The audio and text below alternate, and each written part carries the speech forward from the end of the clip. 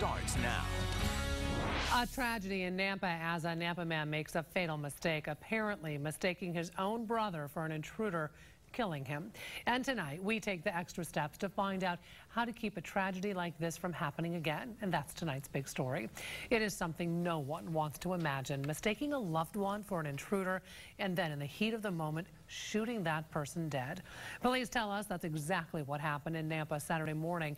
And in order to make Idaho a better place to live, we're doing our part to find out if there are steps that you can take to protect yourself without making a fatal mistake. Our Jennifer Ah is on your side with the story. Well, I talked to the homeowner today and he did not want to go on camera, but he told me he and his roommate heard a racket which sounded like someone was trying to break into their home. I later sat down with a gun safety instructor to discuss how to handle situations like that. A Nampa homeowner and his 21-year-old roommate were sleeping Saturday morning. Later, the roommate, who was renting a room in the house, thought he heard an intruder and fatally shot a man in the chest. That man turned out to be his 28-year-old brother.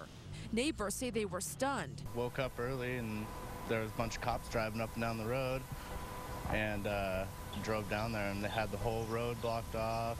We talked to a former Boise police sergeant who is now a gun safety instructor. He told us if the shooter could not see the possible intruder, the best thing he could have done before using the gun was calling or yelling out. Verbalize, stop, go away. And maybe if he would have said stop, go away, the person that he knew would have said, hey, it's me, it's Bob, it's George. LEROY says no matter what the intention, the shooter is responsible for his actions. Now here are some basic safety tips. Treat every gun as if it's loaded. Keep a flashlight next to your concealed weapon so if it's dark, you know what you're shooting at. And keep your weapon locked in a secure location. LEROY suggests gun owners should get extra training on safety procedures. Documenting that training so that should something happen, they can present something in court that says, this is what I've done to ensure that I'm a responsible gun owner. He says the training could be useful for everyone who owns a gun. It could even save a life.